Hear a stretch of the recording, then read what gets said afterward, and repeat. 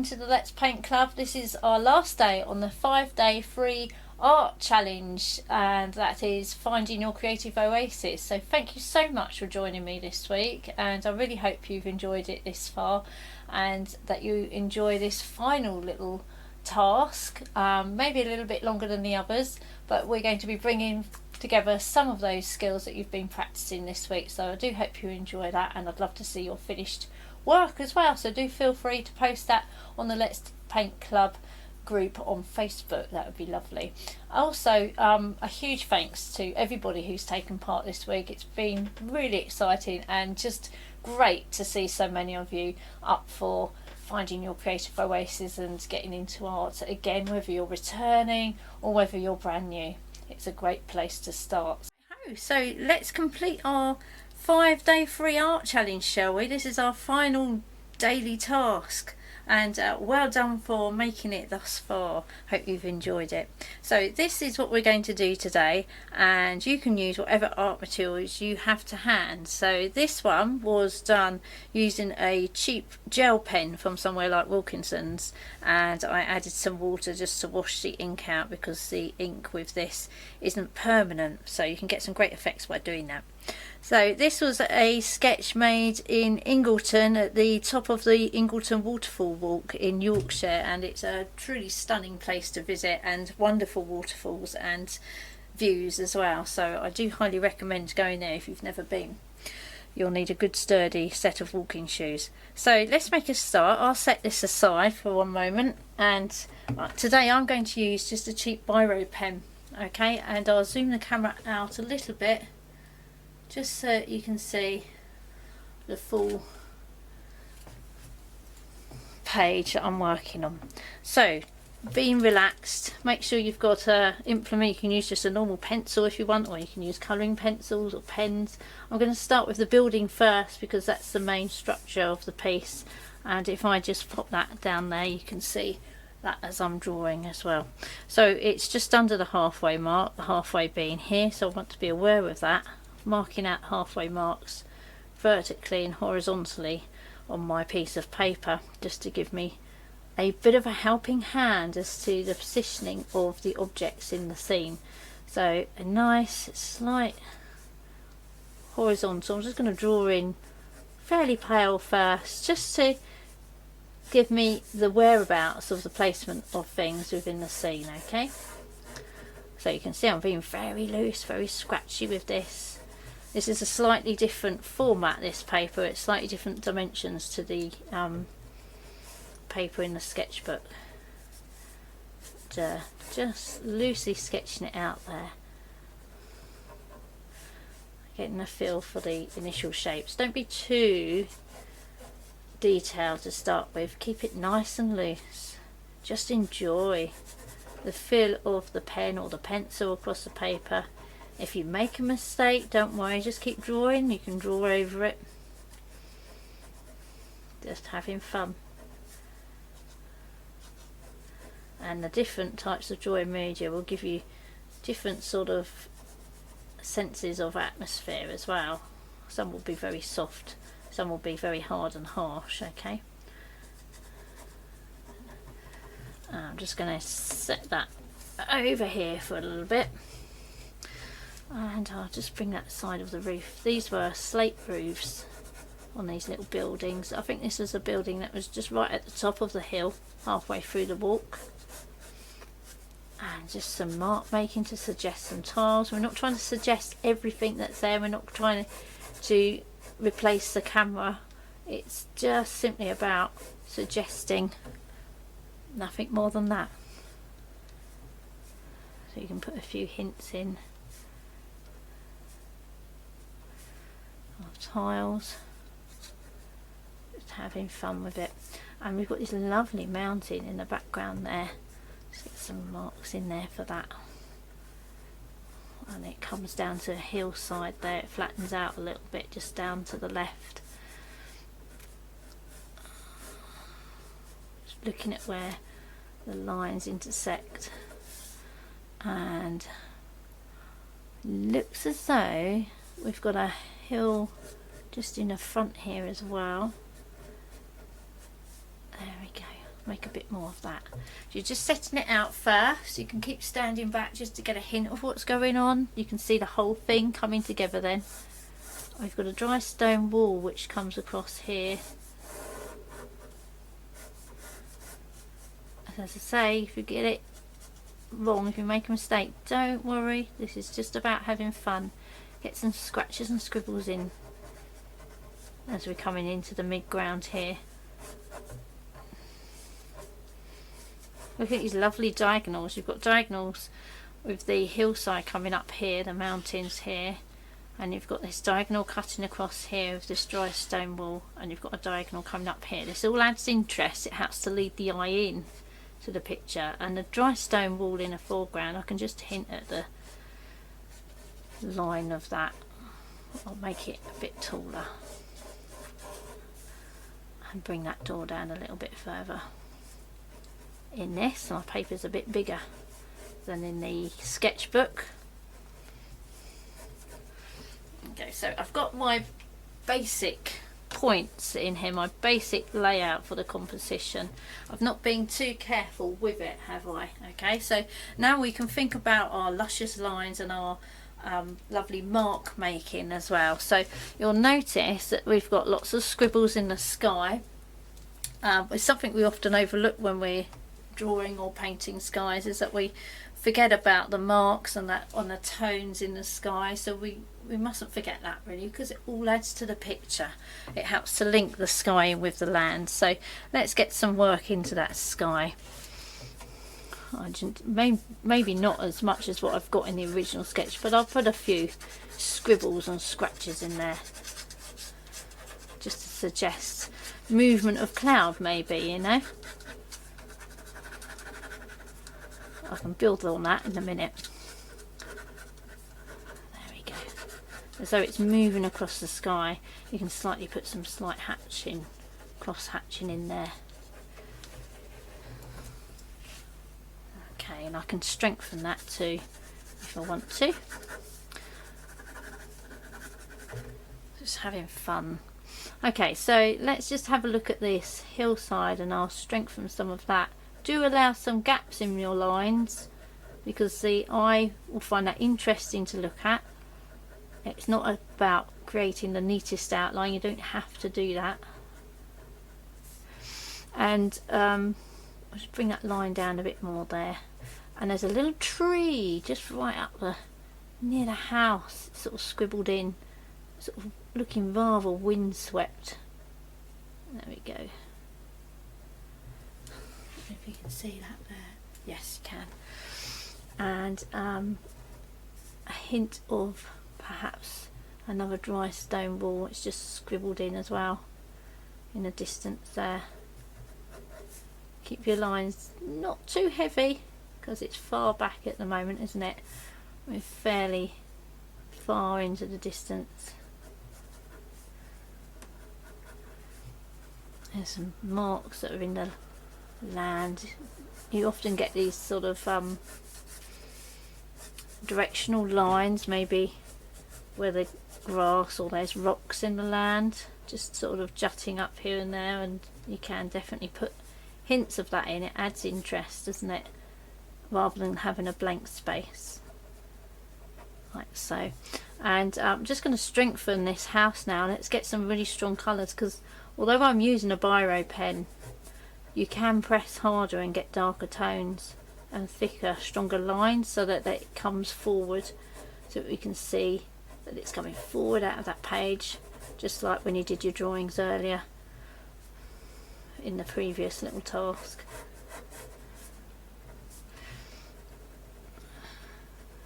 Scribble like marks where there's tone, and hints of brick maybe on the wall here and there. There's a crack coming up from that door, we can hint at that.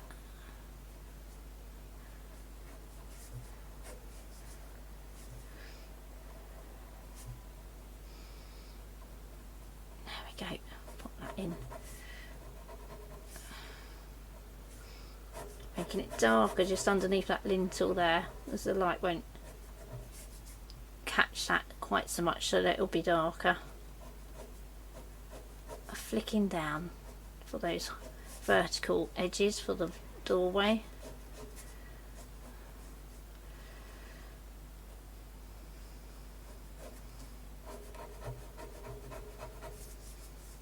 And it looks like it's got a sort of like one of those stable doors. Let's bring some verticals down there, flicking down. Okay, and I think often rather than having it too neat and tidy, having it a bit messy and a bit random, a little bit chaotic, adds more interest, gives it more character, and thus it's much more interesting to the eye to look at.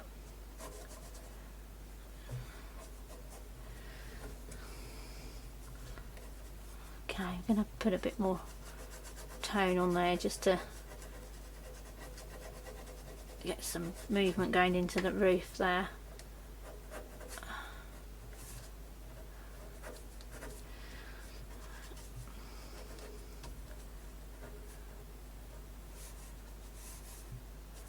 There we are. Just have fun with it. I'll make that a bit stronger as it comes down the roof, I think. There we go. Better. Stand back from it so you can see how it's coming on, you know. It's very difficult to see the whole thing if you're close up to it and you're staring at it. We've got what look like electric pylons in this drawing as well, so you could put them in if you want, or you might want to leave them out. Some marks on this distant dried stone walling. It's a bit stronger around here. There we go.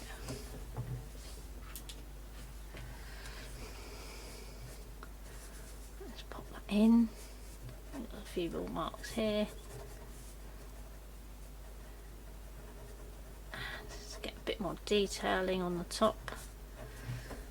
Okay, you can see that's gradually starting to come together now, isn't it?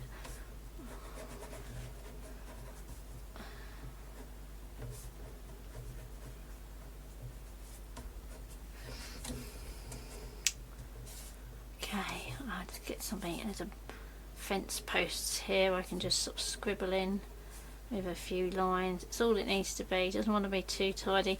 And again, don't make them completely vertical. Have some gaps in them. Make it look like they've, you know, you've seen the weather a bit, you know. Perhaps they're a bit old and some of them are falling over. Flicks of long grass.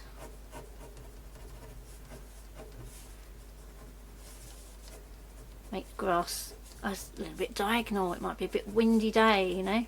You could put a bit of some wire in there. There we go. Perhaps broken bit there. There we go. All to add interest. Stronger in the foreground. And then we're going to put the top of our dry stone wall in, just in the front.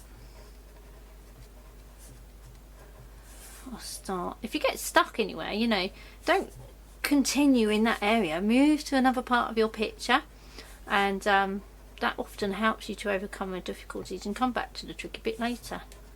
Yeah, you don't have to stay in that same area. There we go. So I'm following that guideline for my dry stone walling. And often their stones on the top of the stone wall are set vertically, aren't they? They're not laying flat, so you can show that in your sketching there. Make them nice and strong in the foreground too. Press hard with your pen or pencil, or if you're using a paintbrush, get your colours a bit stronger. There we go. And just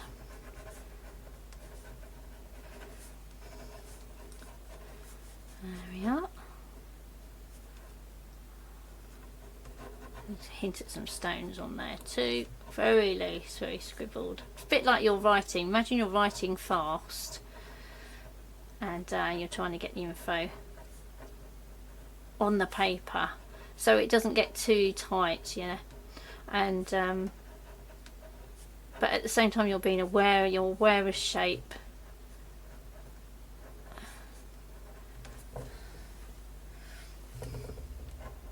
There we go. Okay, so I'm going to add these little pylons in here right up the top of the hills there. So we've got two, one here and one here, and they're bringing the cables across and then back out again.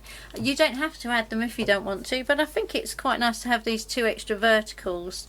They help with the vertical on the side of the building here, and it's a good contrast between these diagonals and horizontals that we've got in the picture as well. So I'm going to put them in, but do have a look at yours and think whether, you know, does it need it?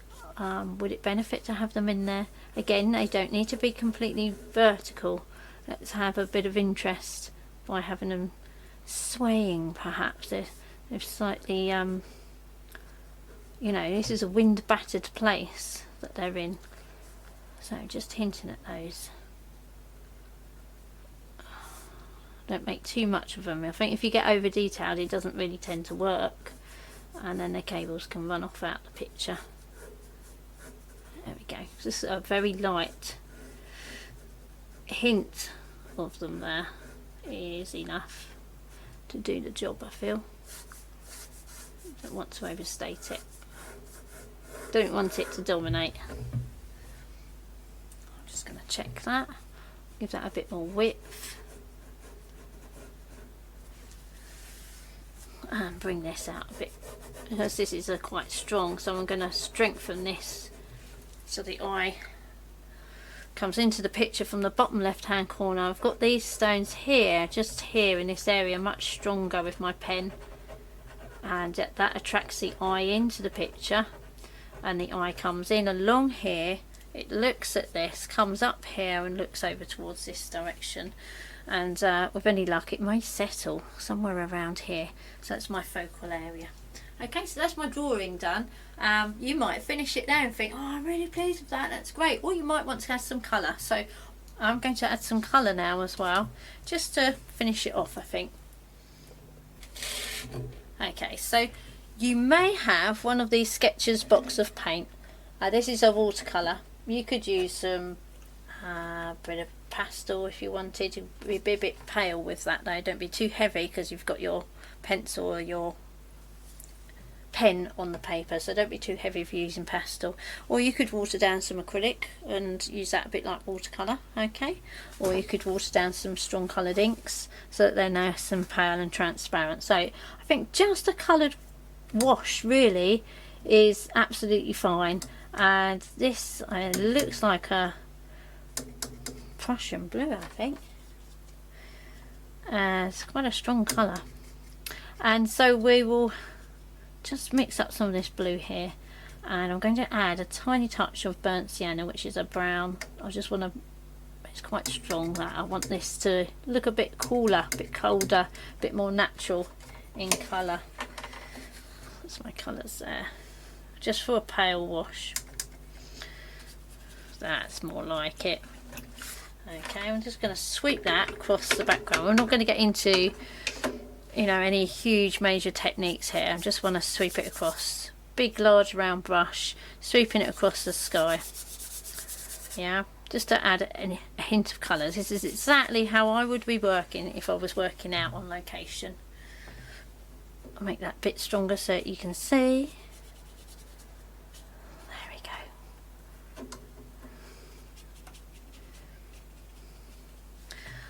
Okay. Perhaps a hint of that on here as well, on the building, just a little bit of a hint there. And let's go for something like a Payne's grey, so I'm going to add up my dark brown to that blue. This is a burnt umber to my blue, and it gives me a sort of a grey tint, so brown, dark brown and blue will give you a grey, just to have a bit of a wash on there as well.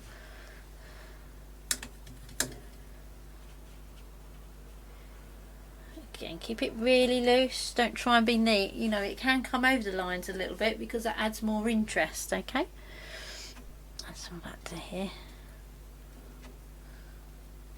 Imagine you're sitting outside and the weather's about to turn, and you've got to sort of work quickly.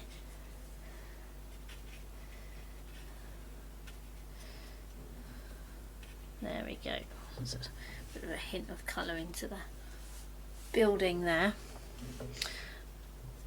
Just mix a bit more up. Whoa, that was strong.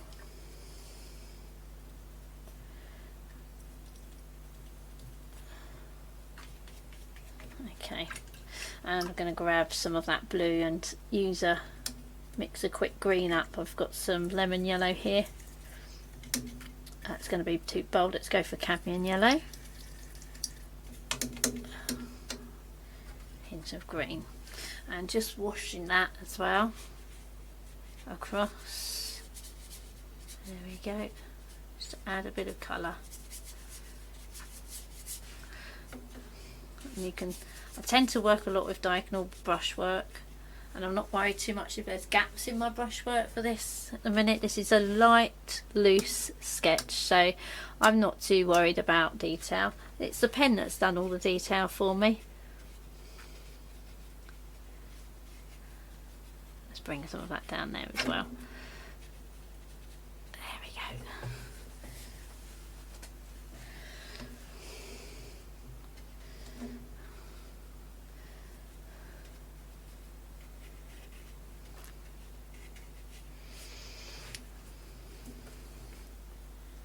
Okay, sometimes on these dry stone walls you get a bit of moss as well, don't you? So I can put a bit of the green in there as well.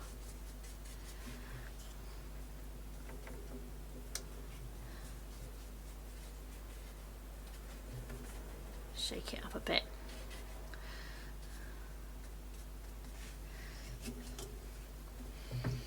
So let your pen or your pencil, whatever you're drawing with, let that do the describing. Your colour is just a basic colour, just to give you a hint or a bit of a lift to the work. Okay, I'm just going to wait for that to dry a bit, and then I'm going to put some more colour, final colour, into the dry stone wall.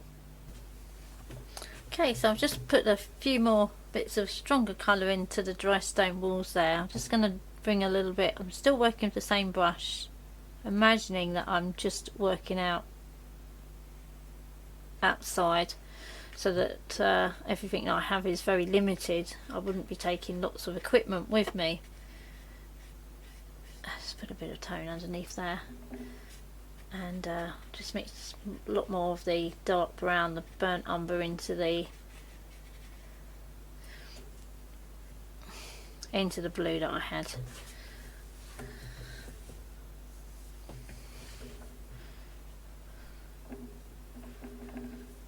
A little bit more under there.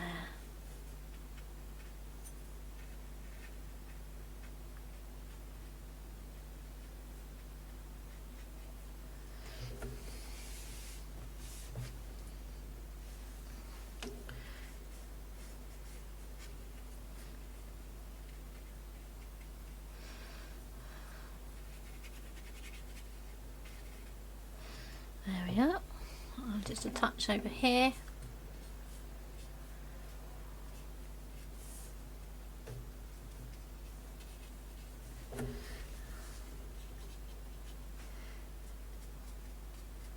And then I think I'm done.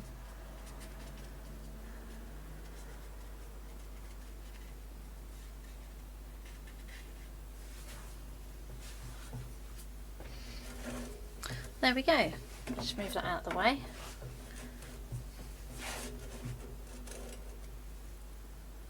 And there you have it.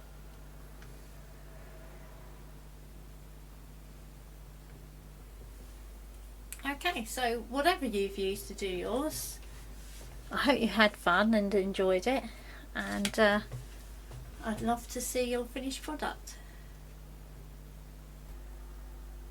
So how did you get on then? Did you enjoy that? And how did you find the mark making?